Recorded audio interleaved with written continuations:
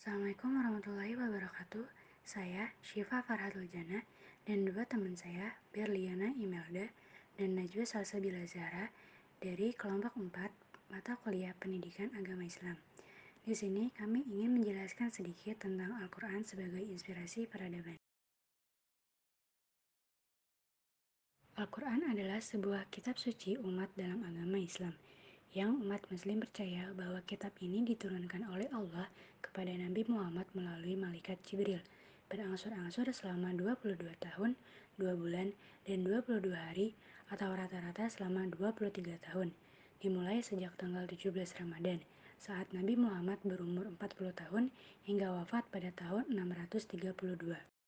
Al-Quran terdiri atas 30 juz, 114 surah, dan 6.236 ayat menurut riwayat Hafs, 6.262 ayat menurut riwayat Ad-Dur, atau 6.214 ayat menurut riwayat Warsh. Al-Quran menjelaskan sendiri bahwa isi dari Al-Quran adalah sebuah petunjuk. Terkadang juga dapat berisi cerita mengenai kisah bersejarah dan menekankan pentingnya moral. Al-Quran digunakan bersama dengan hadis untuk menentukan hukum syariah. Dalam melaksanakan sholat, Al-Quran dibaca hanya dalam bahasa Arab. Beberapa pakar barat mengapresiasi Al-Quran sebagai sebuah karya sastra bahasa Arab terbaik di dunia.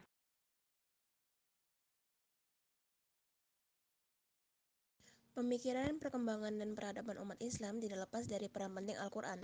Oleh karena itu, wajar bila kitab suci disebut sebagai sumber peradaban.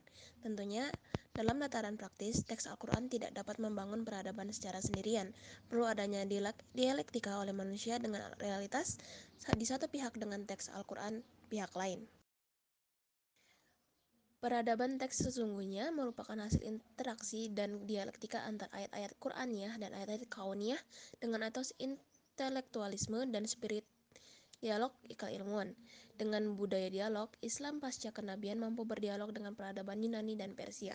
Oleh karena itu, peradaban Islam masa depan idealnya adalah peradaban ilmu, teknologi, dan sistem kehidupan yang damai, harmoni, penuh toleransi, inklusif, berbasis iman, ilmu, dan amal soleh.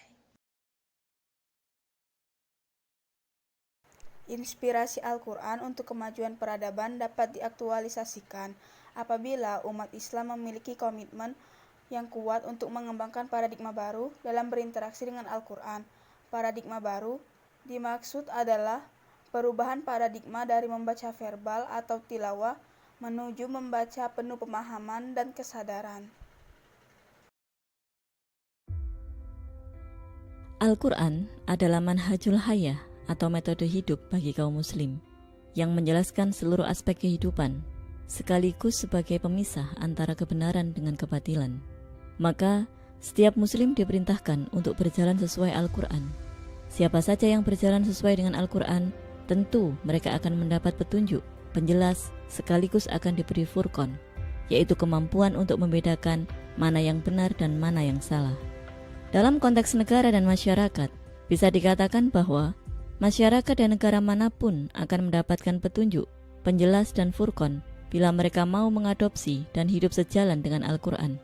Sebaliknya, jika sebuah negara dan masyarakatnya jauh dari tuntunan Al-Quran, maka mereka tidak akan pernah mendapatkan petunjuk, penjelas dan furqan. Padahal, siapa saja yang mendapatkan petunjuk dari Allah SWT, maka mereka akan dikaruniai keberkahan, kemudahan, dan juga kesejahteraan hidup.